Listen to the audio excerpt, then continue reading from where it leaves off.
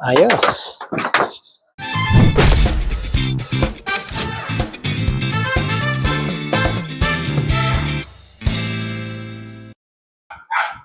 Good morning. Mukhang di na tayo uulanin ngayon Haha. Sana naman tuloy na ang pagkabit nito. At lumabas na yung ating haring araw. Okay, ito yung part 2 ng ating pagkabit at pag-ayos nitong ating panel na 150 watts. I-fix na natin dito. At doon sa unang video, tayo ng ulan. Pero ngayon, mukhang maganda ang panahon. So, yan. Papatuloy natin. Ito, kung makikita nyo, mapapansin nyo, may nakapatong na wire. Now, nakalimutan kong sabihin doon sa unang video, itong panel na to, ay sira na to. Nasira yung board niya sa likod. Dahil siguro sa katagalan naman ng nagamit siya. Gamit ko to since ito yung pinakaunang panel ko kasi. Year 2006. So, almost 20 years na to. So, nasira na siya. Kaya ang ginawa ko, pinatong ko lang siya dyan, pero wala na yung connection sa ilalim. So, ang gumagana na lang, itong apat na itong nandito, tapos yung dalawang dun na sa dulo. So, ito wala na to.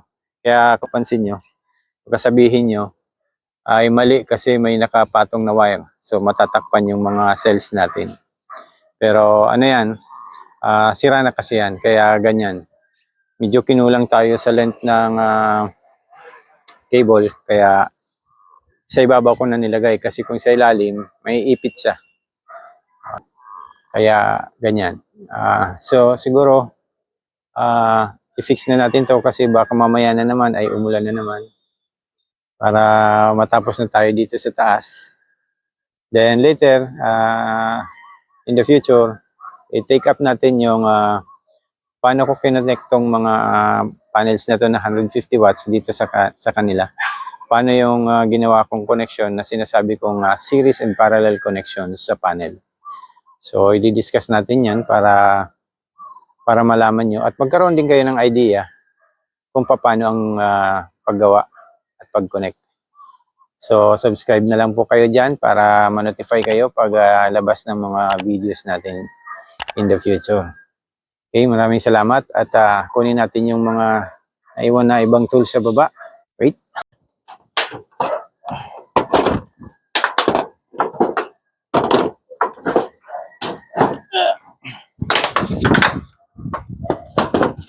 Okay, ito yung mga gagamitin natin. Yan.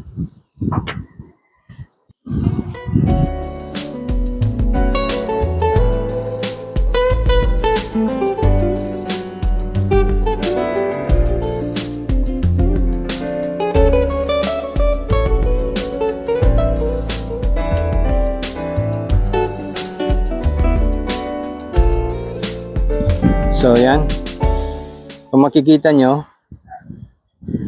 nilagay ko na muna yung mga bracket niya. Ayan, dyan.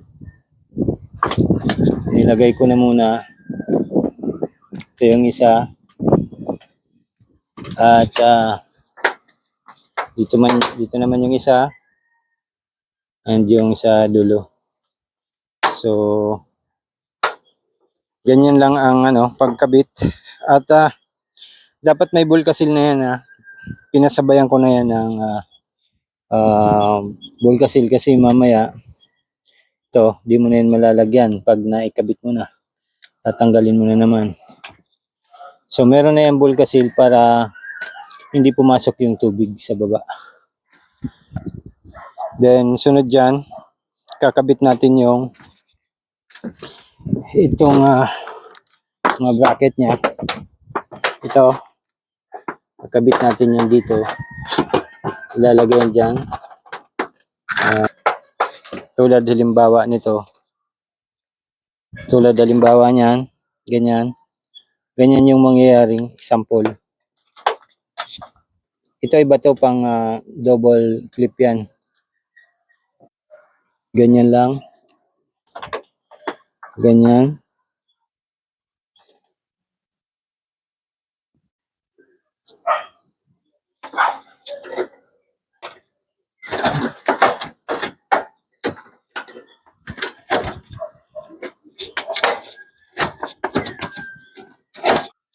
Make sure na sagad lang sa taas. Kasi as much as possible, dapat mataas. Okay. Tamang higpit lang. Kasi baka mabasag yung aluminum.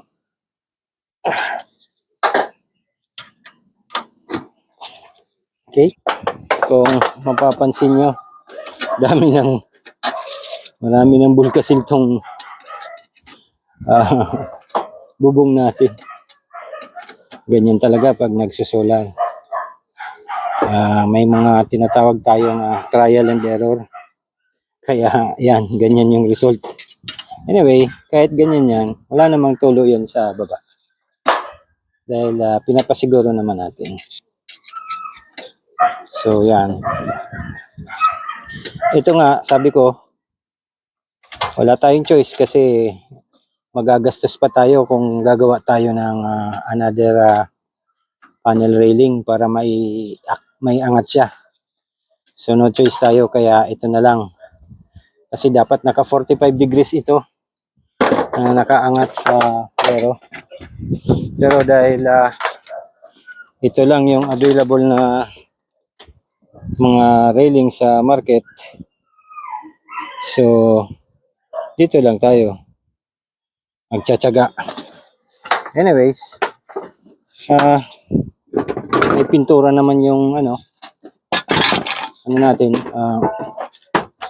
bubong, kaya kahit pa paano nakakatulong sa pag ng sobrang init. So ito yung pangalawa na kakabit natin para sa ulian. Yan, ganyan dapat fix na fix, hindi siya galaw ng galaw, kasi pag may bagyo wala ka ng oras na makaakyat pa dito.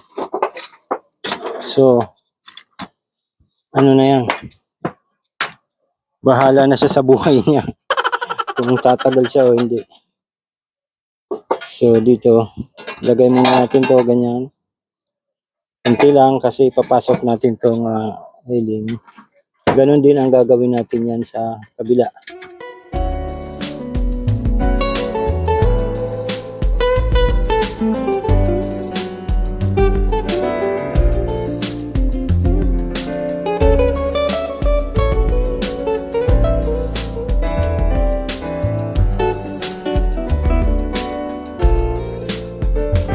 Sunod nito ay ipapatong na lang natin yung panel dito.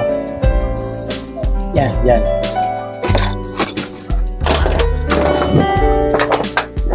Okay. Pakita ko sa inyo muna. So, ganyan. Naikabit na natin. At ganyan yan. Okay. Ganon din doon sa dulo.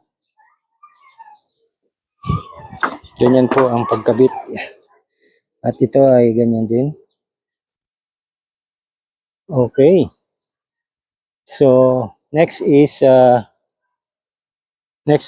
panel. At papatong niya natin dito. Okay.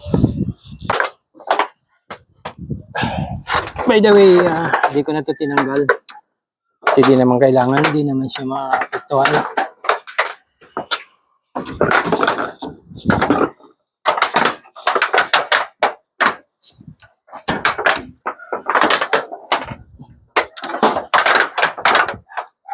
Okay, ganyan lang.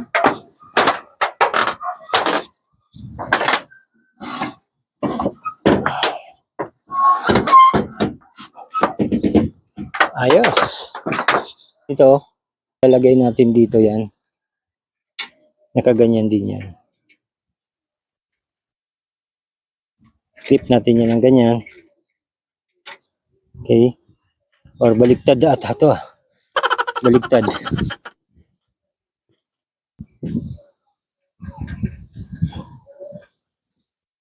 Then, hihigpitan natin dyan.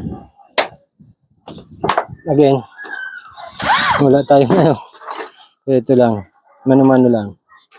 At nawawala yung Allen wrench natin na panghigpit dito. Okay, konti lang muna at mag-a-adjust pa tayo doon.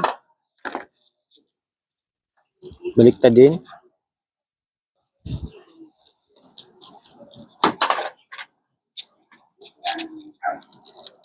Ganyan dapat.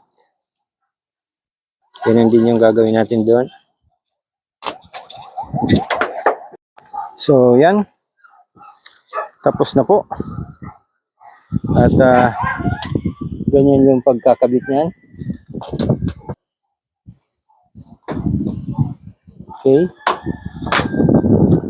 Ganyan din dito.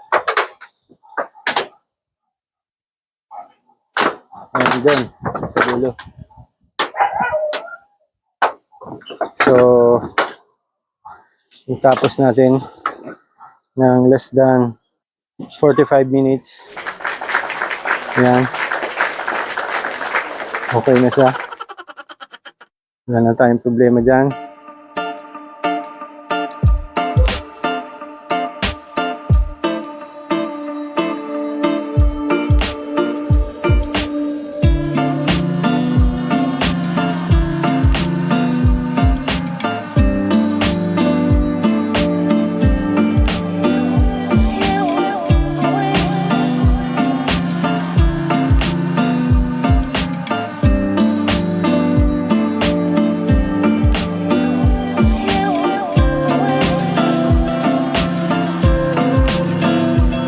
Ayos. Okay. Well done. Okay, hanggang dito na lang. Maraming salamat sa inyo. Hanggang sa muli. God bless. Keep safe. Bye.